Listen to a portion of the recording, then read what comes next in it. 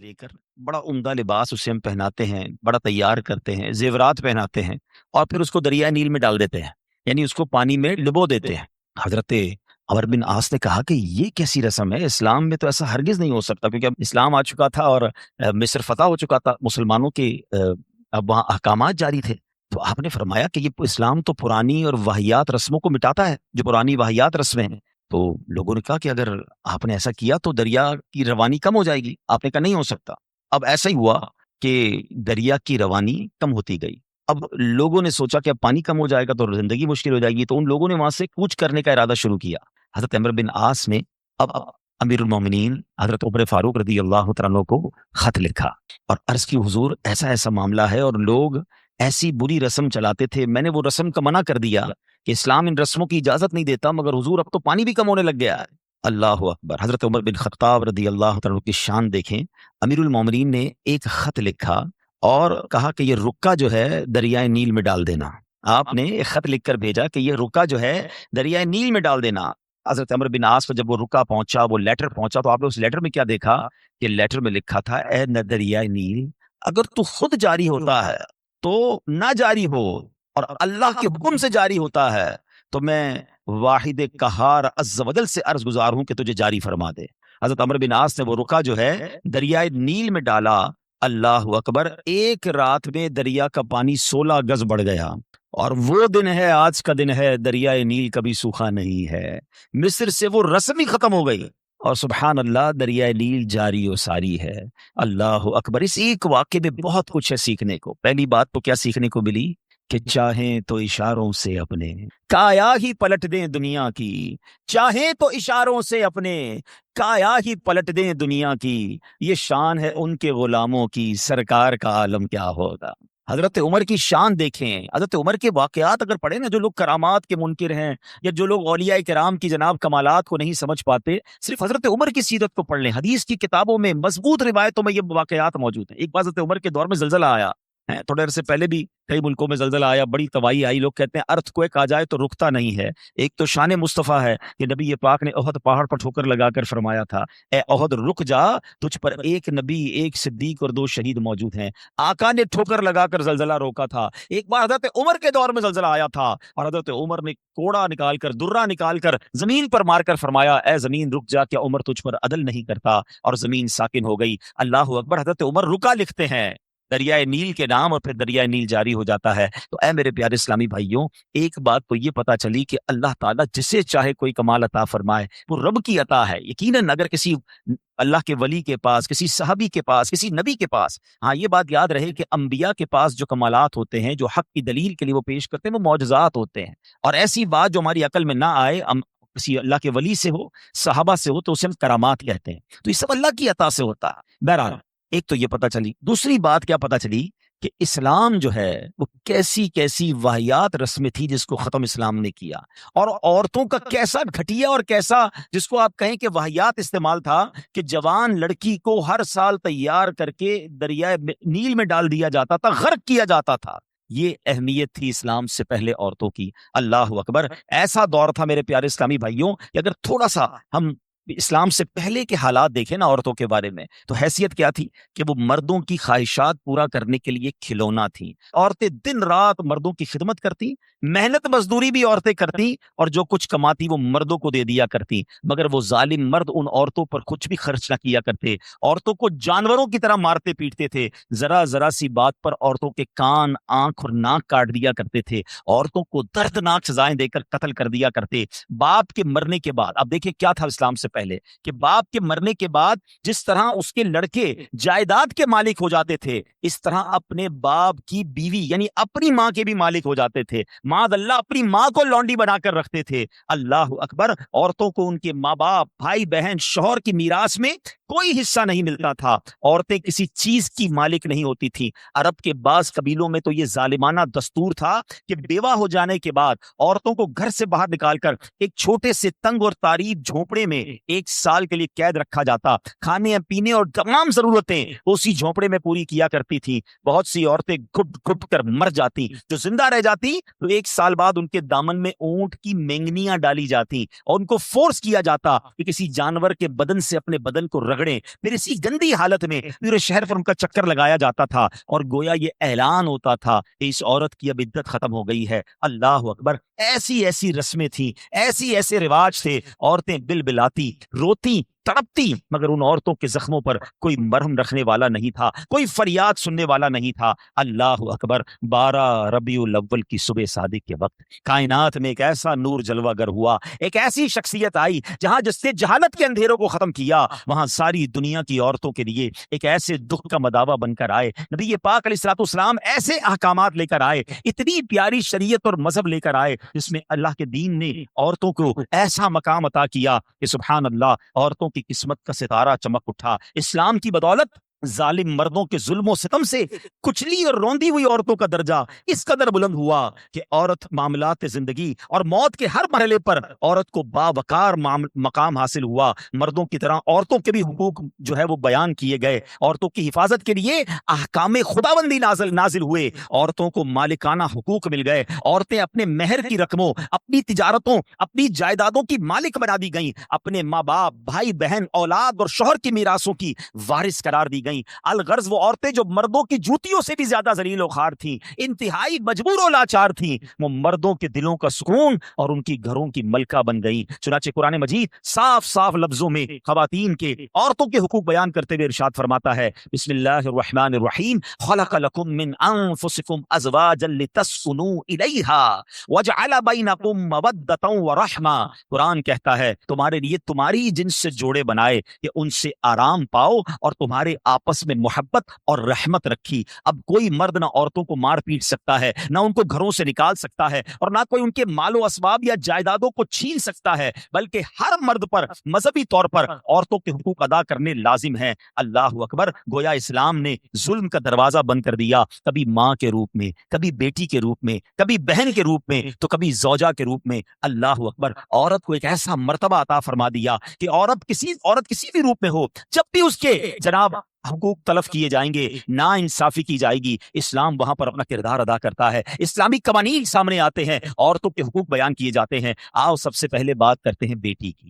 کتنی بڑی نعمت اسلام نے قرار دی، مگر آپ جانتے ہیں اسلام سے پہلے بیٹی کا حال کیا ہوتا تھا؟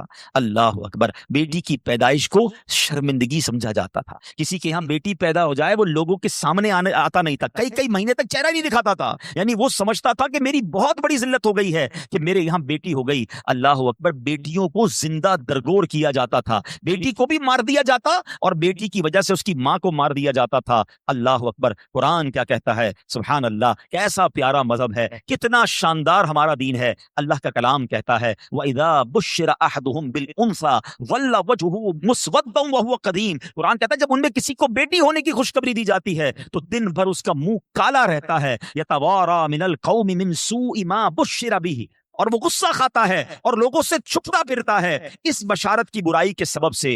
اللہ اکبر! ایمسکہ علی ہون ام یدسہ فی التراب، کیا اسے ذلت کے ساتھ رکھے گا یا اسے مٹی میں دبا دے گا؟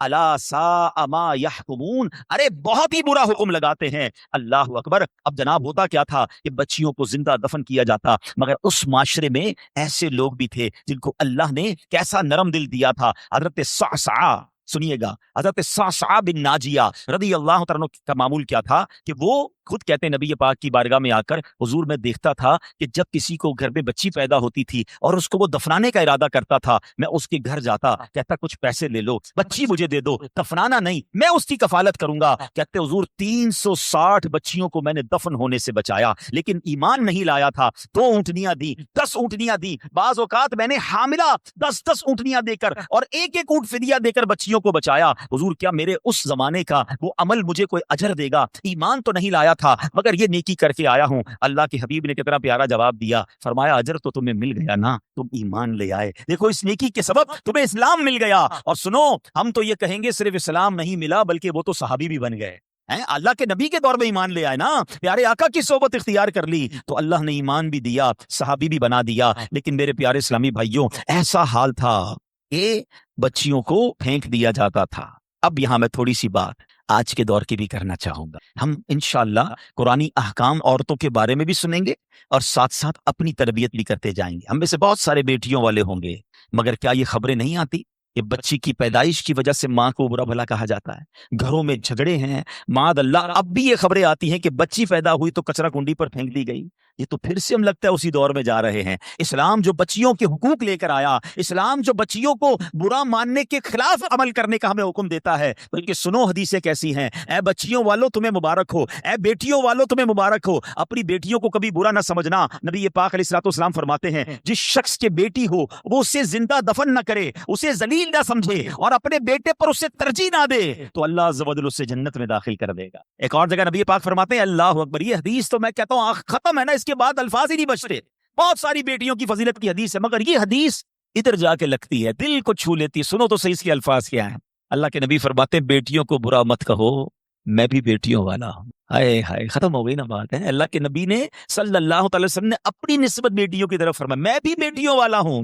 بے شک بیٹیاں تو بہت محبت کرنے والیاں، غم گسار اور بہت زیادہ مہربان ہوتی ہیں۔ ایک اور حدیث سنو، نبی پاک فرماتے ہیں جو شخص 3 بیٹیوں یا بہنوں کی اس طرح پرورش کرے کہ ان کو ادب سکھائے۔ اب اسلام یہاں پر نہ صرف بیٹیوں کا درس دے رہا ہے، اے بہنوں والوں تمہیں بھی مبارک ہو، بہنوں کو حقیر نہ سمجھنا، یہ ان لوگوں کے لیے بھی درس ہے۔ اسلام جب نہیں آیا تھا نا تو بہنوں کے حقوق نہیں تھے، ان کو کوئی ورثے میں حق نہیں دیتا تھا، بہنوں کی شادیاں نہیں کرواتے تھے۔ مگر آج بھی کچھ قبائل سنا ہے ایسے ہیں، آج بھی بدبخت کچھ لوگ ایسے ہیں جو بہنوں کے حق دبا لیتے ہیں۔ ارے بہنیں تو غم گسار ہوتی ہیں، بہنیں تو بھائیوں کا مان ہوتی ہیں، ارے بہنیں ہوتی ہیں تو گھر میں رونق ہوتی ہے۔ ارے بہنوں کو عزت دیا کرو، بہنوں کو پیار دیا کرو۔ اور آج جو بہنوں کا حق دباتے ہیں، آج جو بہنوں کو ذلیل کرتے ہیں، نہ کرنا۔ ہمارا اسلام بہنوں سے محبت کا درس دیتا ہے۔ سنو بیٹیوں والو اور بہنوں والو، اللہ کے حبیب کیا فرماتے ہیں صلی اللہ تعالی علیہ وسلم، میرے نبی کا فرمان ہے کہ جس کی 3 بیٹیاں یا بہنوں کی اس طرح پرورش کرے، ان کو ادب سکھائے، ان سے مہربانی کا برتاؤ کرے، یہاں تک کہ اللہ عز و جل اسے بے نیاز کر دے، یعنی ان کا نکاح ہو جائے، تو اللہ تعالیٰ اس کے لیے جنت واجب فرما دیتا۔ یہ ارشاد سن کر ایک صحابی کھڑے ہو گئے۔ صحابہ کے سوال بھی بڑے کمال کے ہوتے ہیں۔ یقین کرو ہمارے بہت سارے کام سیدھے جو ہے نا، ہمارے لیے بہت ساری آسانیاں صحابہ کے سوالات نے کر دی۔ اب ہو سکتا ہے یہاں میرا کوئی بھائی ایسا بیٹھا ہو جس کی 3 بیٹیاں نہ ہوں، وہ کہتا ہے میرے تو 2 ہیں۔ صحابی نے سوال کیا حضور اگر 2 لڑکیوں کی پرورش کرے تو ارشاد فرمایا اس کے لیے بھی یہی اجر و ثواب ہے۔ راوی فرماتا ہے یہاں تک کہ اگر ایک بیٹی کا بھی لوگ ذکر کرتے تو نبی پاک اس کے بارے میں یہی فرماتے۔ مگر ایک روایت اور بھی موجود ہے کہ ایک صحابی نے کھڑے ہو کر کہا حضور اگر کسی کی 1 بیٹی ہو، اللہ کے نبی نے فرمایا 1 بیٹی ہو تو بھی جنت واجب ہو جاتی ہے۔ بیٹیوں پر شکایت، بیٹیوں پر منہ چڑھاتے ہو، بیٹیوں پر لڑائی کرتے ہو، اللہ اکبر، یہ تو جنت میں جانے کا ٹکٹ ہے۔ تو اپنی بیٹیوں سے پیار کریں۔ اور باپ جتنے بیٹھے نا، مجھے پتا ہے وہ میری بات کی تائید کریں گے، شاید پیدائش میں منہ چڑھایا ہوگا کسی نے، لیکن آج بھی باپ سے زیادہ کلوز بیٹی ہی ہوتی ہے۔ پیار وہ باپ سے بیٹی ہی کرتی ہے، گھر جاؤ تو بیٹی باپ کا انتظار زیادہ کرتی ہے، مگر نہ جانے کیوں بیٹی کی پیدائش کو اچھا پھر اگر بیٹیاں ہو بھی گئیں، کسی کی 3 ہو گئیں، 4 ہو گئیں، نہیں ہو رہا بیٹا، تو کس بات کی لڑائی ہے؟ کیا عورت کے ہاتھ میں ہے کہ وہ بیٹا پیدا کرے؟ خامہ خائی گھر میں جھگڑا، تانے دینا اس بیچاری کو۔ اب تو میڈیکل سائنس بھی کہتی ہے جناب وہ کسی ایک کا قصور ہی نہیں ہے، اللہ کی دین ہے، لیکن خامہ خائی کسی ایک عورت پر جو ہے وہ ہنگامہ کر کے نہ جانے اس کی دل آزاری کا سامان کرتے ہیں۔ نہ کریں ایسا، میں آپ کو حدیث سنا رہا ہوں، اور اسلام عورتوں کے حقوق کے شاندار انداز سے بیان کرتا ہے۔ اللہ کے نبی علیہ الصلوۃ والسلام فرماتے ہیں جب کسی کے ہاں لڑکی پیدا ہوتی ہے، سنو گھر پہ مہمان آئے تو اچھا لگتا ہے نا، اور کوئی بڑا اہم مہمان آ جائے، کوئی بڑے بزرگ آ جائیں تو کتنا خوش ہو جاتے ہیں آپ۔ کئی ایسے بزرگ ہوں گے، کئی ایسے علماء ہوں گے، کوئی ایسی شخصیت ضرور ہوگی جس کو آپ اپنے گھر بلانا چاہتے ہوں گے، مگر آپ سوچتے ہوں گے یار وہ میرے گھر کیسے آئے گا، بہت بڑا آدمی ہے، بڑا مصروف شخص ہے، پسند تو مجھے بہت ہے مگر میں گھر نہیں بلا سکتا۔ سنو جب تمہارے گھر بیٹی آتی ہے تو پتہ ہے کون مہمان آتا ہے؟ اللہ کے نبی فرماتے ہیں جب کسی کے ہاں لڑکی پیدا ہوتی ہے تو اللہ عز و جل فرشتوں کو گھر بھیجتا ہے۔ ہاں آپ کے گھر فرشتے آتے ہیں، اور کیا کہتے ہیں فرشتے؟ آ کر کہتے ہیں اے گھر والوں تم پر سلامتی ہو۔ پھر فرشتے اس بچی کو اپنے پروں کے سائے میں لیتے ہیں، اس کے سر پر ہاتھ پھیرتے ہوئے کہتے ہیں یہ کمزور سی جان ہے جو ایک کمزور جان سے پیدا ہوئی ہے، جو شخص اس کمزور جان کی پرورش کی ذمہ داری لے گا تو قیامت تک مدد خدا اس کے شامل حال رہے۔ تو اب کبھی بھی بیٹیوں پر زیادتی نہیں ہونے دینی۔ ہاں بیٹیوں کی دعائیں لو، بیٹیوں کی خدمت کرو، اور اے بھائیوں جن کی بہنیں ہیں، ہمارا اسلام بہنوں سے محبت کا درس دیتا ہے۔ یقین کریں بہنوں کی دعائیں بھائی کو بہت اوپر لے جاتی ہیں، خوش نصیب ہے وہ بھائی۔ اچھا ہمارے ایک اور نظام پتہ ہے کیا ہے کہ جب تک ماں باپ کے ساتھ رہ رہے ہیں تو چلے بھائی بہنوں میں پیار ہے، اب بھائی بہنوں میں شادی ہو گئی، سب کی شادیاں ہو گئیں اور ماں باپ چلے گئے، تو اب نارملی لوگ اپنی بہنوں کو اگنور کرتے ہیں۔ اب یار میں تو اپنی بیوی کو دیکھوں گا، اپنے بچوں کو دیکھوں گا، اپنی کمائی کو دیکھوں گا، نہیں، اب بھائی کا کام ہے کہ وہ والد کا کردار ادا کرے، بہنوں کو یہ احساس دلائے کہ تمہارے ماں باپ چلے گئے ہیں مگر تمہارے بھائی زندہ ہیں، ہر مشکل میں تمہارے بھائی تمہارے ساتھ کھڑے ہوں گے۔ کبھی بہنوں کو یہ ریئلائز مت کرانا کہ وہ اکیلی کہیں کسی پرابلم میں ہو، تو وہ اکیلے میں سوچے کہ میرے ماں ہوتی تو میں کس سے ماں سے بات کر لیتی، باپ ہوتا تو میں باپ سے کہہ دیتی، بھائی کو کیا کہوں گا تو سنتا ہی نہیں ہے ایسے بھائی آج بھی کہ بہنیں انہیں اپنا دکھ بھی شیئر نہیں کرتی ہیں، بلکہ بھائیوں کو پڑی نہیں ہے بہن کدھر گئی۔ یہ مت کرنا، اگر تم اپنے ماں باپ کی روح خوش کرنا چاہتے ہو نا تو بھائی بہن جڑ کے رہو، بھائی بہنوں میں پیار رکھو، یہ پیسہ سب کچھ نہیں ہے۔ ارے جو کچھ میرے پاس ہے اگر میرا بھائی بہنوں پہ خرچ ہو جائے تو اس سے اچھی کیا چیز ہے۔ یہ یاد رکھیے جو سوشل میڈیا پہ ہزاروں فرینڈ بنائے بیٹھے نا کہ میرے 5,000 فرینڈ تو میرے 10,000 فرینڈ، کسی دن بستر پر پڑو گے نا اسپتال میں تو اس بستر کے کنارے تمہیں تمہارے بھائی بہن ہی نظر آئیں گے۔ وہ سوشل میڈیا والا تمہارا جو سارا دن چیٹنگ جس کے ساتھ واٹس ایپ پہ لگے ہوئے ہو نا گروپ میں، کوئی نظر نہیں آئے گا۔ جب تمہارے گھر میں کوئی بچے کا پرابلم ہوگا، رات آدھی رات کو اگر تمہارے گھر کوئی آ کے تمہیں دلاسا دے گا تو تمہارے بھائی بہن ہوں گے۔ میں کئی بار بیان میں ایک مثال دے چکا ہوں، چلو آج پھر دے دیتا ہوں، کاش یہ بات سمجھ آ جائے۔ یہ جو فیملی ہوتی ہے نا یہ تصویر کی طرح ہوتی ہے، اور ہم نے دیکھا ہے کہ یہ جو ہے نا تصویر کے اوپر والا حصہ یہ ماں باپ ہوتے ہیں، یہ ٹوٹ جائے نا، ماں باپ چلے جائیں، پوچھو ان سے جن کی ماں چلی گئی ہے، پوچھو ان سے جن کے والد چلے گئے ہیں، جب یہ چلے جاتے ہیں نا تو اپنے بھائی بہنوں کو جس طرح تصویر کے دانے بکھرتے ہیں نا اس طرح بکھرتے دیکھا ہے۔ جب تک ماں باپ ہیں پہلے تو ان کی برکتیں لینا، اور جب یہ چلے جائیں نا تو یہ دانے بکھرنے مت دینا، جوڑ کے رکھنا اپنی فیملی کو۔ یہ فیملی یہی تو پیار ہے زندگی میں۔ تھوڑے سے پیسوں کے لیے بھائی بہن لڑتے ہیں، جائیداد کے لیے بھائی بہن لڑتے ہیں، تھوڑے کاروبار کے لیے لڑتے ہیں، قربان کر دو کوئی بات نہیں، بھائی کو تھوڑا زیادہ چلا جائے، بہن کے میری بہن کے گھر میں ہی جا رہا ہے نا، یہ تیرا ہے یہ میرا ہے نہ کیا کرے۔ یہ گھر کی محبتیں آپ کو بہت ساری بیماریوں سے بچاتی ہیں۔ حدیث پاک میں آتا ہے جس کا مضمون ہے جو چاہتا ہے کہ اس کی زندگی میں اضافہ ہو جائے، عمر میں اضافہ ہو جائے، بری موت سے بچے، اسے چاہیے کہ وہ صلہ رحمی کرے۔ صلہ رحمی کیا ہے؟ اپنے رشتہ داروں کے ساتھ اچھا سلوک، اور رشتہ داروں میں کلوزسٹ فیملی ممبر جو ہے وہ بھائی بہن ہیں، وہ ماں باپ ہیں، بیوی بچے ہیں، ارے ان کو چھوڑ کر دنیا سے محبتیں جتا رہے ہو؟ نہیں میرے پیارے اسلامی بھائی، تو اپنی بچیوں کے ساتھ اور اپنی بہنوں کے ساتھ بالخصوص اچھا سلوک کرنا۔ خوش نصیب ہے وہ بھائی جو بہنوں کا مان ہے، خوش نصیب ہے وہ جو والد جو اپنی بچیوں کے ساتھ اچھا برتاؤ کرتا ہے۔ اور میں نے خود دیکھا ہے، آپ نے بھی دیکھا ہوگا، میں نے دیکھا ہے، بلکہ میں نے ایک طرح سے انٹرویو لیا ہے ایک رشتہ دار کا، یار آپ کی 4 بیٹیاں ہیں، 3 بیٹیاں ہیں، کہتا ہے یار جب سے بیٹیاں آئی ہیں پتہ نہیں رزق کدھر سے آ رہا ہے، بیٹیاں تو کیا آئی ہیں، اللہ نے رحمت کے دروازے کھول دیے ہیں، کیونکہ اس نے منہ نہیں چڑھایا۔ کچھ ہوں گے ایسے بیٹیوں والے جن کا ہاتھ تنگ ہوگا، تو غور کرو جب بیٹی ہوئی تھی تو شکر کیا تھا یا شکوہ کیا تھا؟ اللہ نے تو بھیجی تھی رحمت تمہارے گھر پہ، تم نے اس وقت بھی اللہ کو ناراض کیا، بیوی کو گالیاں دی، ہنگامہ کیا، اب کہتے ہو رحمت نہیں آ رہی، تم نے تو کتنی ناشکری کر لی۔ اگر تم سجدہ شکر ادا کرتے، اللہ کی بارگاہ میں راضی رہتے، اللہ بیٹیاں تو دیتا مگر تم پر رحمت کے اور دروازے بھی کھول دیتا۔ اور ہم نے دیکھا ہے لوگوں کے رزق کو بڑھتے ہوئے، تو کبھی بیٹی کی پیدائش پر آپ نے منہ نہیں چڑھانا ہے، ہاں نہ اپنی زوجہ کو تانے دینے ہیں، اور بیٹیوں کا خیال رکھیں، بہنوں کا خیال رکھیں، اور آگے چلتے ہیں اسی طرح۔ اچھا نبی پاک کا انداز اپنی بہن کے ساتھ کیا تھا؟ اللہ کے حبیب علیہ الصلوۃ والسلام کی ایک دودھ شریک بہن تھی، حضرت شیما رضائی بہن تھی نبی پاک کی۔ اب پیارے آقا کس طرح ان کے ساتھ برتاؤ کرتے تھے کہ ایک بار آپ علیہ الصلوۃ والسلام کی بارگاہ میں جو بہن حاضر ہوئی نا تو نبی پاک ان کی تشریف آوری پر کھڑے ہو جایا کرتے، اپنی بہن کی آمد پر ان کی دلجوئی فرماتے، ان پر خوب نوازشیں فرماتے۔ ایک بار پیارے آقا علیہ الصلوۃ والسلام نے اپنی مبارک چادر بچھائی اور اپنی بہن سے پتہ ہے کیا کہتے ہیں؟ مانگو تمہیں عطا کیا جائے گا، سفارش کرو تمہاری سفارش قبول کی جائے گی۔ بہن جانے لگی تو نبی پاک نے ایک لونڈی یعنی ایک اس کو خادمہ بھی دے دی اور 2 اونٹ بھی عطا فرما دیے۔ اچھا اپنی بیٹی کے ساتھ کیا برتاؤ ہے نبی پاک کا؟ ہے بیٹیوں کو جو ڈیگریڈ کرتے ہیں، سنو خاتون جنت بی بی فاطمہ رضی اللہ تعالیٰ عنہا جب نبی پاک کی بارگاہ میں آتی، آقا کھڑے ہو کر استقبال کر اپنی بیٹی کے ہاتھ کو نبی پاک چوما کرتے، کبھی ماتھے پر بوسہ دیتے، پیارے آقا اپنی جگہ اپنی بیٹی کو بٹھایا کرتے۔ اور یہی انداز خاتون جنت کا بھی تھا کہ جب نبی پاک خاتون جنت کے پاس جاتے وہ کھڑی ہو جاتی اور نبی پاک کا استقبال کرتی، پیارے آقا کے ہاتھوں کو بوسہ دیتی، اپنی جگہ نبی پاک کو بٹھاتی۔ یہ پریکٹیکلی نبی پاک نے بتایا کہ بہن کے ساتھ برتاؤ کیا ہے، بیٹی کے ساتھ برتاؤ کیا ہے۔ اب آؤ ہماری زندگی کا ایک بہت اہم ساتھی جس کو ہم سفر کہا جاتا ہے، اسلام بیوی کے بارے میں کیا درس دیتا ہے؟ یہ بھی بڑا پرابلم ہے۔ اچھا بعض اوقات لوگ اپنی شاید والدہ سے، میں سے ابھی ماں کی بات سب سے آخر میں کروں گا، اور فیملی ممبر سے اب بھی بہت پیار کر رہے ہوتے ہیں، مگر بعض اوقات بیوی کو بڑا ڈیگریڈ کرتے ہیں۔ ہم شاید بھول گئے ہیں کہ ہماری زندگی کا بہت بڑا حصہ جس کے ساتھ گزرا ہے، میں بیان میں پہلے بھی کہہ چکا ہوں، کبھی سوچا آپ نے؟ ایک تو اللہ نے آپ کا اس کو ساتھی بنایا، اور ہم اس کے ساتھ بعض اوقات زیادتی کرتے ہیں۔ ہم کاروبار میں تکلیف میں ہوں، ہم باہر کسی ٹینشن میں ہوں، کسی بندے سے کسی بات کوئی بری لگ گئی، سارا غصہ آ کر اب بندے نے اپنی زوجہ پہ نکالنا ہے، کیونکہ وہ بیچاری تو کچھ نہیں کہہ سکے گی۔ پہلے کے زمانے جاہلیت میں بھی یہی تھا کہ عورتوں کو پیر کی جوتی سے زیادہ ذلیل سمجھا جاتا تھا، مگر کیا آج بھی کچھ گھرانوں میں ایسا نہیں ہے؟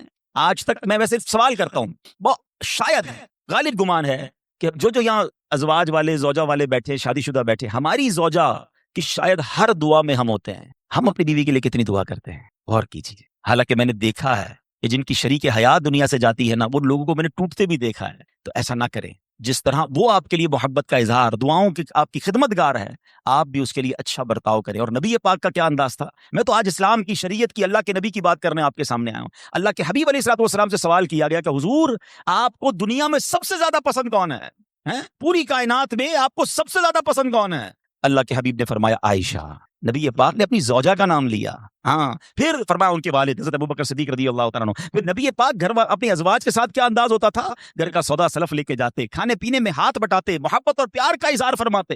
سافٹ ماحول تھا گھر کے اندر. کیا ہمارے گھر میں ایسا ماحول ہے؟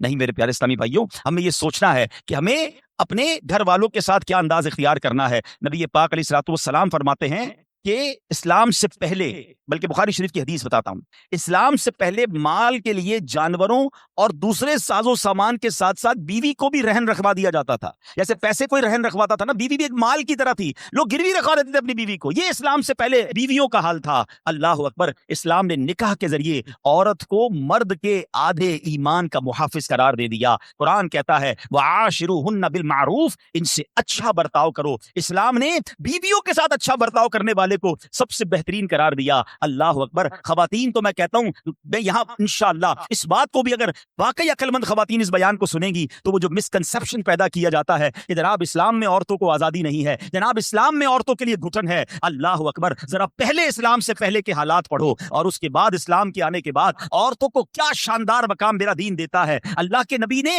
the best لوگوں کی جب مثال بیان کی، بہترین لوگوں کی مثال بیان کی، تو نبی پاک فرماتے ہیں، ترمذی کی حدیث ہے، سب سے بہتر وہ ہے جو اپنے اہل کے لیے بہتر ہو، یعنی اپنی فیملی کے لیے بہتر ہو. اور آقا فرماتے سنو میں تم سب سے زیادہ اپنے اہل کے لیے بہتر ہوں. نبی پاک سب سے زیادہ اپنی فیملی کے لیے بہتر. نبی پاک علیہ الصلوۃ والسلام سے ایک شخص سے پوچھا حضور شوہر پر بیوی کا کیا حق ہے؟ تو آپ نے فرمایا جب وہ کھائے، یعنی شوہر کھائے تو بیوی کو کھلائے، جب لباس پہنے اسے بھی پہنائے، اس کے چہرے پر نہ مارے، اسے بدصورت نہ کہے، اور اگر سمجھانے کے لیے اس سے علیحدگی کرنی پڑے تو گھر میں ہی علیحدگی کرے. اللہ اکبر. ایک بار حضرت عمر فاروق رضی اللہ عنہ کی بارگاہ میں، سنیے گا بڑا دلچسپ واقعہ. سیدنا عمر فاروق کا کتنا بڑا نام ہے. آپ کے جلال کی، آپ کی عدالت کی مثالیں دی جاتی ہیں. بڑے بڑے لوگ آپ کے سامنے تھر تھر کانپتے تھے. حضرت عمر کا حال یہ تھا، آپ کا گھر میں انداز کیا تھا کہ ایک شخص آیا کہ میں حضرت عمر کے پاس جاؤں اور بتاؤں میری بیوی جو ہے مجھ سے اس طرح بات کرتی ہے، اور میرا وہ انداز نہیں ہوتا جو شوہر کے سامنے ہونا چاہیے. ہوتا ہے گھروں میں، ہو جاتا ہے. حضرت عمر کے دروازے پر پہنچا نا، تو اندر سے اسے سیدنا عمر فاروق رضی اللہ تعالیٰ عنہ کی زوجہ ام کلثوم رضی اللہ تعالیٰ عنہ کی ناراضگی کی عالم میں گفتگو کرتے ہوئے سنا. وہ حضرت عمر سے بات کر رہی تھی. تو وہ شوہر سوچنے لگا کہ میں تو اپنی بیوی کی شکایت لے کر آیا تھا، حضرت کے تو گھر کا بھی معاملہ ہی ایسا ہی ہے. تو وہ کہتے میں واپس ہونے لگا. حضرت عمر نے بلا لیا. کیوں آئے تھے؟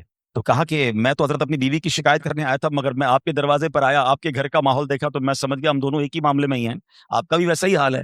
اب حضرت عمر نے جو ان کی تربیت فرمائی نا، آپ نے فرمایا میری بیوی کے مجھ پر چند رائٹس ہیں، چند حقوق ہیں، مجھے اس سے چند فائدے حاصل ہوتے ہیں جس کی بنا پر میں اس سے درگزر کرتا ہوں. پہلا یہ کہ یہ میرے لیے جہنم کی آڑ ہے، میرا دل اس کی وجہ سے حرام کاموں سے بچا رہتا ہے. نمبر دو، جب میں گھر سے نکل جاتا ہوں یہ میری خزانچی بن جاتی ہے، یعنی میرے مال کی نگہبان بن جاتی ہے، میری دھوبن بن جاتی ہے، میری کپڑے دھوتی ہے، میرے بچے کی پرورش کرتی ہے، میرے لیے روٹیاں اور کھانے پکاتی ہے. تو وہ شخص کہتا ہے یہ سارے فائدے تو مجھے بھی اپنی بیوی سے حاصل ہیں، تو میں تو کبھی درگزر سے کام نہیں لیتا. وہ مجھے کہتی، میں اسے لڑنا شروع کر دیتا ہوں. کہتا آج آپ کی بات سے نصیحت مل گئی، اب میں اپنی بیوی کی چھوٹی ماٹی باتوں کو میں بھی درگزر کر دوں. کتنی پیاری بات بتائی. ہم وہ ساری باتیں بھول جاتے ہیں، ایک غلطی پر پکڑ لیتے ہیں، ایک غلطی پر ڈانٹتے ہیں. ہر غلطی پر جناب ایسا نہیں ہوتا، ہر غلطی کی سزا سزائے موت نہیں ہوتی ہے. ہم غلطیاں نہیں کرتے. اگر جس طرح ہم اپنی بیوی کو اور غلطی پر ڈانٹتے وہ ڈانٹنا شروع کر دے پھر کیا حال ہوگا. تو ایسا نہ کرے. وہ بھی دل رکھتی ہے. ہم نے کسی انسان سے شادی کی ہے، کمپیوٹر سے نہیں کی، ٹھیک ہے نا. تو کمپیوٹر بھی آج کل وائرس آ جاتا ہے، تو وہ تو انسان ہے، غلطی ہو گئی، کوئی بات نہیں. تو سبحان اللہ، اتنا پیارا مذہب ہے. اور اب آؤ، اسلام نے عورت کو جو ایک اور روپ دیا ہے، ایک اور مقام دیا ہے، اور وہ مقام ماں کا مقام دیا ہے. اور ماں کے قدموں تلے جنت فرمایا. ماں کا کیا مقام دیا کہ ماں کو محبت کی نگاہ سے دیکھ لو تو حج مقبول کا ثواب ہے. اچھا، اسلام کی تعلیمات کی جو بنیاد ہے، جو ماخذ ہے، جو مرجع ہے، جس کے ذریعے سمجھے علم و فضل کی نہریں جاری ہوتی ہے، وہ کون سی کتاب ہے؟ وہ قرآن مجید ہے. قرآن مجید کی سب سے بڑی سورت کون سی ہے؟ سورہ بقرہ. اب ذرا سمجھیے گا ماں کا مقام کیسا. قرآن پاک کی سب سے بڑی سورت سورہ بقرہ. اور سورہ بقرہ، بقرہ کس کو کہتے ہیں؟ گائے کو.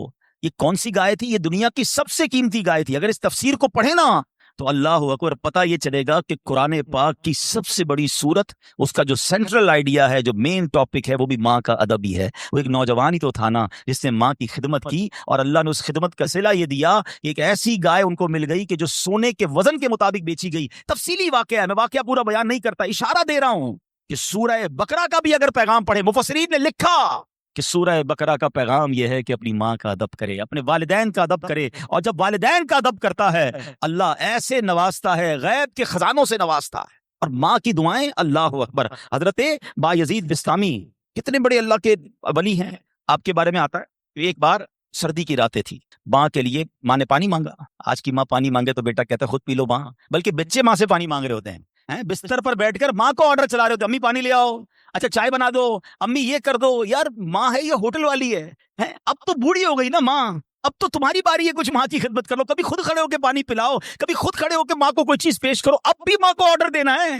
مگر کمال ہے ماں کہ بیٹا جوان ہو گیا، ماں بوڑھی ہو گئی، خدمت سے پھر بھی اس کا جی نہیں چڑھاتی، پھر بھی اس کی خدمت کرتی ہے۔ ناشتے میں یہ کھانا ہے بیٹا، دوپہر کو کیا کھاؤ گے؟ اللہ اکبر۔ بایزید بستامی سے ماں نے پانی مانگا، آپ کہتے ہیں ٹھنڈی رات تھی، پانی لے کر ماں کے پاس گئے، ماں کی آنکھ لگ گئی۔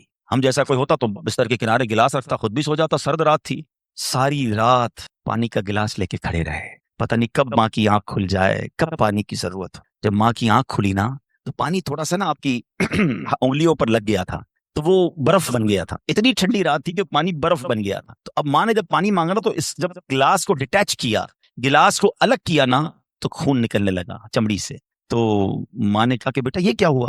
ماں نے خون بہتا دیکھا تو ساری بات بتائی کہ ماں اب میں پانی لے کر آیا، آپ آرام کر رہی تھی، میں کھڑا رہا، اب آپ نے پانی مانگا تو برف بن گیا تھا۔ تو ماں نے کیا کہا، اے اللہ میں اس سے راضی ہوں، تو بھی اس سے راضی ہو جا۔ ماں کی دل سے دعا لگی نا، وہ بایزید بستامی بن گئے، وہ اللہ کے ولیوں میں بہت بڑا مقام انہوں نے حاصل کر لیا۔ دیکھیں اچھا، آپ ہو سکتا ہے کسی کو شیطان سوال تو دماغ میں ڈال ہی دیتا ہے نا کہ یار ٹھیک ہے میری ماں بھی تو دعائیں دیتی ہے۔ دیکھیے ایک ماں تو ماں ہی ہوتی ہے، ماں کو تنگ کرو پھر بھی عموماً اس کی زبان سے دعا ہی نکلتی ہے۔ ایک دعا وہ ہے کہ آپ ماں سے کہیں اور وہ ماں دعا دے، ایک دعا وہ ہے کہ آپ کہیں نہ ماں کو، خدمت ایسی کریں کہ ماں کے دل سے دعا نکلے۔ ہاں آپ کو بغیر بتائے آپ کا والد آپ کو دعا دے، آپ کی ماں آپ کو دعا دے، وہ دعا جو ہے نا، ہاں کتابوں میں لکھا کہ والدین کی دعا اولاد کے حق میں قبول ہوتی ہے۔ ہاں اگر دل سے دعا نکلے نا، ماں باپ دعا دے دے اور وہ بھی دل سے دعا دے دے، پھر تو کیسا مرتبہ ہے۔ اور سبحان اللہ، ماں باپ کے بارے میں کتابوں میں یہاں تک لکھا کہ بیٹا باپ کے ساتھ ایسے رہے جیسے غلام آقا کے ساتھ رہتا ہے۔ تو اور باپ سے زیادہ خدمت کا حق کس کو کہا گیا؟ وہ ماں کو کہا گیا۔ تو آپ سوچیں کہ ماں کے کتنے حقوق بیان کیے اسلام نے۔ تو مبارک ہو ان خواتین کو، ماشاءاللہ ہمارا اسلام کس کس موقع پر عورت کے کیسے حقوق بیان کرتا ہے۔ اور سبحان اللہ، ایک بار نبی پاک علیہ الصلوۃ والسلام سے سوال ہوا، سوال کرنے والے نے بھی کتنا پیارا سوال کیا، اور یہ حدیث بخاری کی حدیث ہے۔ اللہ کے نبی علیہ الصلوۃ والسلام سے عرض کیا، حضور میرے حسن اخلاق کا سب سے زیادہ حقدار کون ہے؟ کون ڈیزرونگ ہے؟ سب سے زیادہ مجھے کس کے ساتھ حسن اخلاق کرنا ہے؟ حدیث کا خلاصہ نبی پاک نے فرمایا تیری ماں۔ پھر پوچھا حضور اس کے بعد؟ سیکنڈ فرمایا تیری ماں۔ کہ حضور اس کے بعد؟ فرمایا تیری ماں۔ 3 بار۔ پھر کہ حضور اس کے بعد؟ فرمایا تیرا والد۔ اچھا اب یہاں یہ حدیث تو پوری ہو گئی، مگر سبحان اللہ، اچھا کوئی نارمل آدمی حدیث، جو لوگ کہتے ہیں نا بھائی کسی مفتی صاحب کی کیا ضرورت ہے، تفسیر کی کیا ضرورت ہے، خود ہی قرآن پڑھ لو، خود ہی حدیث پڑھ لو۔ آج کے دور میں کوئی نارمل آدمی حدیث پڑھے تو خدا نہ خواستہ اس کا رزلٹ کیا لے گا؟ چلو بھائی والد کو پوچھنا ہی نہیں ہے، 3 بار ماں کا فرمایا نبی پاک نے، ماں کی خدمت کرو، ابا کو ڈالو سائڈ پہ۔ نہیں، اب اس کی انٹرپریٹیشن پڑھنا ضروری ہوگی، اب اس کی تفسیر اور اس کی شرح پڑھنا ضروری ہوگی۔ اللہ اکبر، علماء کی شان دیکھیں۔ پہلے تو علماء نے یہ ڈیبیٹ کیا کہ نبی پاک نے 3 بار ماں کیوں کہا، 1 بار والد کیوں کہا؟ کیونکہ اللہ کے نبی کی زبان سے جب بھی جو نکلا وہ حق نکلا، وہ ایسی فضول کوئی بات نہیں ہوتی، ہر بات جو ہے وہ بڑی لاجیکلی، بڑی ڈیٹیلڈ، اور اللہ اکبر وہ اللہ کی طرف سے عطا ہوتی ہے۔ سیدی اعلیٰ حضرت فرماتے ہیں نا، وہ دہن جس کی ہر بات وحی خدا، چشمہ علم و حکمت پہ لاکھوں سلام، وہ زبان جس کو سب کن کی کنجی کہیں، اس کی نافذ حکومت پہ لاکھوں سلام۔ علماء کہتے ہیں 3 بار جو ماں کہا ہے نا، ایسے ہی نہیں کہا۔ ماں کے بچے پر 3 احسان ہیں۔ نمبر 1، ماں بچے کو پہلے 9 ماہ اپنے پیٹ میں پالتی ہے، اس کی جسم میں کتنی تبدیلیاں ہوتی ہیں، کتنی تکلیفیں وہ اٹھاتی ہے۔ نمبر 2، جب پیدائش ہوتی ہے، رائٹ دا ٹائم آف پیدائش، وہ بالکل موت کے قریب سے ہو کر آتی ہے، شدید درد اور ایسی کیفیت ہو جاتی ہے کہ کئی لوگ دنیا سے چلے بھی جاتے ہیں۔ اور تیسری، ماں مہربانی کیا کرتی ہے کہ اپنے بچے کو پھر پالتی ہے. فرمایا ماں 3 احسان کرتی ہے بچے پر, اس لیے 3 بار ماں کہا, اور ان تینوں احسانوں میں والد ایک احسان کرتا ہے, وہ بچے کو پالتا ہے, اس لیے ایک بار والد کہا. سبحان اللہ, ایک ایک لفظ حکمت بھرا ہے. اب علماء کہتے ہیں اس حدیث کا مطلب یہ ہوگا کہ عزت والد کی زیادہ کرے گا اور خدمت ماں کی زیادہ کرے گا, یعنی والد کا بھی احترام ہے. اللہ اکبر, یہ ہماری شریعت ہے. تو سبحان اللہ, آج میرے جو بیان کا موضوع ہے کہ اسلام عورت کا کیسا مقام بیان کرتا ہے, ہر روپ میں عورت کے حقوق کو جو ہے وہ سیو کرتا ہے, اس کے حقوق کو بیان کرتا ہے اور اس پر ظلم و ستم سے بچاتا ہے. تو سبحان اللہ, ہم یہاں جتنے بھی بیٹھے ہیں, کسی کے گھر میں بیٹی ہوگی, کسی کے گھر میں بہن ہوگی, کسی کے گھر میں زوجہ ہوگی, کسی کے گھر میں ماں ہوگی, ان تمام روپ میں ہمیں خواتین کے ساتھ اچھا برتاؤ کرنا ہے. اور اب جو مجھے مائیں سن رہی ہیں, میں ان سے بھی عرض کروں گا کہ اگر ماں باپ نیک ہوں تو اولاد پر اس کا کتنا خوبصورت اثر پڑتا ہے. شیخ عبد القادر جیلانی 5 سال کی عمر ہے, مدرسے جاتے ہیں, قاری صاحب نے کہا پڑھو بسم اللہ, آپ نے بسم اللہ الرحمن الرحیم پڑھ کر زبانی 18 پارے سنا دیے. قاری صاحب حیران ہیں, پہلی بار بچہ مدرسے آیا ہے, 18 پارے کیسے یاد کر لیے؟ کہا اور بھی تو پڑھو نا. اتنے یاد ہیں. کہاں سے یاد کیے؟ کہ میری ماں 18 پاروں کی حافظہ تھی, میں ماں کے پیٹ میں تھا, وہ تلاوت کرتی تھی, میں پیٹ میں قرآن یاد کر لیتا تھا. اچھا, یقیناً غوث پاک کی کرامت ہے, یہ آج کے دور میں پاسبل, ایسے ہم جیسے لوگوں کے لیے پاسبل نہیں نظر آتا. لیکن ایک بات تو ہے نا کہ وہ تلاوت کرتی تھی, دودھ پلاتے وقت تلاوت کرتی تھی. سیدہ فاطمہ رضی اللہ تعالیٰ عنہا کے بارے میں بھی آتا ہے کہ خاتون جنت حسنین کریمین کو جب دودھ پلاتی یا جھولا دیتی تھی, انہیں قرآن سناتی تھی. آج ہم کیا کرتے ہیں, چھوٹے بچے کو بھی موبائل پکڑا دو, تو ہر کھلونے میں میوزک, اسٹارٹ سے ہی اس کو میوزک کا عادی ہم بنا رہے ہیں. تو میری مائیں, میرے بھائی, اگر آپ اپنے بچوں کو نیک دیکھنا چاہتے ہیں تو غوث پاک کی سیرت سے سیکھو کہ ماں باپ نیک تھے, اللہ نے اولاد کو کیسا بنا دی. تو اگر میں اور آپ چاہتے ہیں, آج بیان تو ہو رہا ہے نا کہ ماں کے ایصال ثواب کرنا ہے, ماں کی خدمت کرنی ہے, لیکن بچے کو دین کے قریب لاؤ گے تو آپ کی خدمت کرے گا نا. آج کل تو دنیا کے اتنا حوالے کر دیا ماں باپ نے کہ بعد میں خود اپنے بچوں سے ڈر لگ رہا ہوتا ہے. ارے باپ رے باپ, میرا بچہ بڑا آفیسر ہے, میرا بچہ بڑا ڈگری ہولڈر ہے, وہ فلاں ادارے میں کام کرتا ہے, اس کو برا لگ جائے گا. ارے تف ایسی اولاد پر جس سے ماں باپ بات کریں تو انہیں ڈر لگے کہ بیٹے کو برا لگ جائے گا. اپنے بیٹے کو دیندار بناؤ, انشاءاللہ اگر آپ کا بیٹا صحیح معنوں میں دیندار بن گیا, عالم بنا, مفتی بنا, یا بے شک اچھی کتابیں پڑھ کر, قرآن و حدیث پڑھ کر اچھا مبلغ بن گیا, اس بیٹے کو ڈر لگے گا کہیں ماں باپ کو برا نہ لگ جائے. یہ فرق ہوتا ہے. بچہ دین سیکھے تو اب بچہ ماں باپ کا ادب کرتا ہے. تو بہرحال اگر ہم چاہتے ہیں کہ ہماری اولاد ہماری زندگی میں بھی ہماری فرما بردار رہے اور ہمارے مرنے کے بعد بھی ہمارے لیے صدقہ جاریہ بنے, تو ہمیں خود بھی نیک بننا ہوگا اور اپنے بچوں کو نیک ماحول سے وابستہ کرنا ہوگا. سبحان اللہ, غوث پاک رضی اللہ تعالیٰ کی سیرت کو دیکھیں. ماں کو کہتے ہیں ماں بغداد جانا ہے. کیوں جانا ہے؟ گھومنے پھرنے نہیں, علم دین سیکھنے. کیسی ماں تھی, آپ کہتی بیٹا جاؤ, اب محشر کے دن ملاقات ہوگی. یہاں تو 3 دن کے قافلے میں لوگ نہیں بھیجتے اپنے بچوں کو, آپ پکنک کے لیے بھیج دیں گے دوستوں کے ساتھ. ہم نے دیکھا کچھ لوگوں کے بچوں دین کی طرف آنے لگے, ان کو روکا, اور بعد میں وہی بچہ جب نشے اور برے کاموں میں پڑ گیا تو باپ سر پکڑ کے بیٹھا کہ یار میں نے دین سے تو دور رکھا, اب ایسی صحبت مل گئی کہ بچہ ہی ہاتھ سے چلا گیا. اپنے بچوں کو اب تو دعوت اسلامی کے مدنی ماحول میں یہ اجازت بھی مل گئی ہے کہ والد اپنے بچے کو خود مدنی قافلے میں بھی لے کر آ سکتا ہے. پہلے ہم نے ایک ایج لمٹ رکھی تھی, مگر والد یا بڑے بھائی کے لیے اجازت ہے کہ اپنے چھوٹے بیٹے کو یا چھوٹے بھائی کو بھی وہ مدنی قافلے میں لائے. تو اپنے بچوں کو مدنی قافلے میں خود لے کر آئیں. آپ آئیں گے تو وہ بھی آ جائیں گے. 3 دن, 12 دن, 30 دن, یہ تربیت ہوگی ان کی, اور وہ جتنی نیکی کی طرف جائیں گے اتنا انشاءاللہ آپ کی فرما برداری کی طرف آئیں گے, آپ کے لیے صدقہ جاریہ بنیں گے. تو سبحان اللہ, غوث پاک کی والدہ نے روکا نہیں بلکہ کہا جاؤ بیٹا محشر میں ملاقات ہو. مگر نصیحت کیا کی؟ ہر حال میں سچ بولنا. اور سبحان اللہ کیسا سچ بولا تھا. ڈاکو نے حملہ کیا تھا نا, سارا مال بھی واپس کر گئے اور ڈاکو توبہ بھی کر گئے. کیوں؟ کہ آپ نے ڈاکوؤں کے سامنے بھی سچ بولا. سچی زبان سے جو بات نکلتی ہے نا وہ اثر رکھتی ہے. تو یہ ماں کی تربیت تھی نا. تو اللہ پاک ہم سب کو اپنے ماں باپ کا ادب بھی نصیب فرمائے, اور جو ماں باپ مجھے سن رہے ہیں اللہ کرے کہ ہم اپنے بچوں کی اچھی تربیت کرنے میں بھی کامیاب ہو جائیں. آپ بچوں کی اچھی تربیت کریں, وہ زندگی میں بھی آپ کے لیے دعائیں کریں گے. ہاں, آپ کو پتہ ہے بچہ جس کا نمازی ہو, کیا پیارا دین ہے ہمارا. یقین کریں ماں باپ خالی بچے کو نیک بنا دیں, پھر دیکھو بچہ آپ کے لیے کیسا کام کرے گا. آپ دیکھیں ہر نماز میں بلکہ ہر قاعدہ آخیرہ میں وہ آپ کے لیے دعا کرتا ہے. اور کیسے دعا کرتا ہے؟ قبلہ رو با وضو بیٹھ کر. کیا کہتا ہے؟ ربنا اغفر لی ولوالدی وللمؤمنین یوم یقوم الحساب. فجر پڑھ رہا ہے, 2 بار آپ کے لیے دعا کی, اور کس حالت میں کی؟ با وضو, قبلہ رو بیٹھ کر. ظہر پڑھ رہا ہے, سنتوں میں دعا کی, فرض میں دعا کی, پھر سنتوں میں دعا. اب کیلکولیٹ تو کرو, اگر میں کچھ نہ کروں, اپنے بچے کو زندگی میں 5 وقت کا پابند نمازی بنا دوں, میرے مرنے کے بعد بھی وہ نماز پڑھتا رہے, ارے نہ ہے میری قبر پر روز نماز پڑھے گا, اتحیات میں بیٹھے گا, دعا کرے گا اللہ میرے ماں باپ کی بخشش فرما. کتنا خوبصورت مذہب ہے ہمارا, کتنا پیارا دین ہے۔ تو اے میرے پیارے اسلامی بھائیوں، آج یہ پیغام لے جاؤ، اولاد ایسی بنا کے جانا ہے کہ میرے زندگی میں بھی مجھے میرا بیٹا دعائیں دے، میری اولاد مجھے دعائیں دے، میری خدمت بھی کرے، اور مرنے کے بعد بھی میرے لیے صدقہ جاریہ کا باعث ہو۔ مگر وہ جب ہو سکے گا جب ہم خود نیک بنیں گے، اپنے بچوں کو نیک بنائیں گے۔ اور سبحان اللہ، یہاں پر دعوت اسلامی کا ماحول ہمارے سامنے ہے، جو خواتین کے لیے بھی رہنمائی کے لیے خوبصورت پروگرام رکھتا ہے۔ ہماری بہنوں کے لیے مدرسے موجود ہیں، جامعۃ المدینہ موجود ہیں، اسلامی بہنوں کے اجتماعات موجود ہیں، ہمارے اسلامی بھائیوں کے ہفتہ وار ویکلی اجتماعات وہ موجود ہیں۔ قرآن سے محبت کیجئے، قرآن سیکھیے تو صحیح کہ کیسے پڑھنا ہے، تو خود بھی اور اپنے بچوں کو بھی قرآن پڑھائیے۔ تو اب جو بڑے ہو گئے ہیں، دعوت اسلامی دیکھیں کتنا پیارا پلان رکھتی ہے کہ جو بچے ہیں وہ مدرسہ المدینہ جو بچوں کے اس میں داخلہ لے لیں، اور جو بڑے ہیں جو مدرسوں میں دن میں نہیں جا سکتے، جاب کرتے ہیں، کاروبار کرتے ہیں، تو آپ کی آسانی کے لیے تقریباً کراچی کی مسجدوں میں، بلکہ اگر مجھے دنیا میں کہیں بھی سن رہے ہیں تو الحمدللہ دعوت اسلامی والوں سے رابطہ کریں، ہزاروں ہزار مدرسۃ المدینہ بالغان پوری دنیا میں موجود ہیں۔ کاروبار سے آ کر مغرب کے بعد، عشاء کے بعد اپنے علاقے کی مسجد میں جائیں،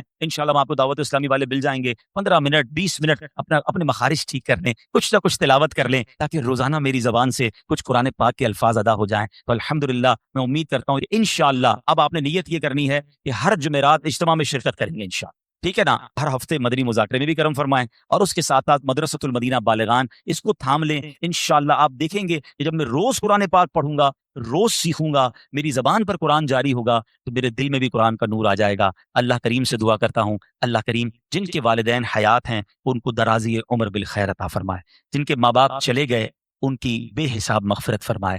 میں ان بچوں سے گزارش کروں گا جن کے ماں باپ ان کے پاس ہیں، ان کے پاس وقت بتایا کرو، ان کی خدمت کیا کرو، ان کی پسند کی چیزیں کبھی کبھی ان کے لیے لے جایا کرو۔ ماں باپ بولتے نہیں ہیں، ہاں ماں باپ نہیں بتاتے کہ ہمیں کیا کھانے میں پسند ہے یا کون سی چیز پسند ہے، ان سے پوچھا کرو۔ آج تک تو ہم نے ہی اپنی پسند بتائی ہے نا، امی مجھے یہ پسند ہے، کھانا بنا دو تو یہ والا شربت بنا دو۔ اپنی ماں سے پوچھو، ہیں اپنے والد سے پوچھو، اور کسی معلوم ہو جانا کبھی۔ اچھا ایک اور مزے کی بات، ماں باپ کبھی بھی مہنگی چیز نہیں بتائیں گے۔ کوئی پان وان کھانا ہوگا، کوئی شربت پینا ہوگا، کسی قسم کی کوئی آئس کریم کھانی ہوگی، کبھی کبھی ان کے لیے وہ کھانا لے جایا کرو۔ یقین کریں جن کے چلے گئے نا، اب ان کو اپنے ماں باپ کی وہ ساری باتیں یاد آتی ہیں، اور اب بات بھی کرنی ہوتی ہے تو قبرستان جانا ہوتا ہے۔ تو اگر تمہارے پاس تمہارے ماں باپ ہیں نا، تو ان کے ساتھ بیٹھو، ان کی دعائیں لو۔ یہ وہ ہستیاں ہیں جن کو محبت سے دیکھو گے تو مقبول حج کا ثواب ہے۔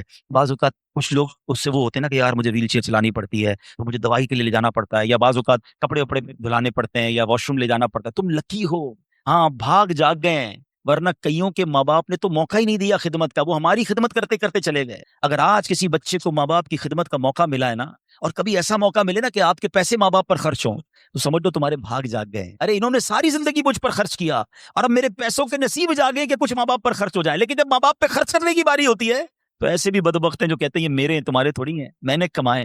اللہ اکبر! سوچو جب میں پیدا ہوا تھا، آپ پیدا ہوئے تھے، ہم بے لباس تھے، میرا باپ کہتا تیرے پیسے کہاں ہیں، تو جان تیرا کام جانے دے، میں تو ننگا ہی رہ جاتا نا۔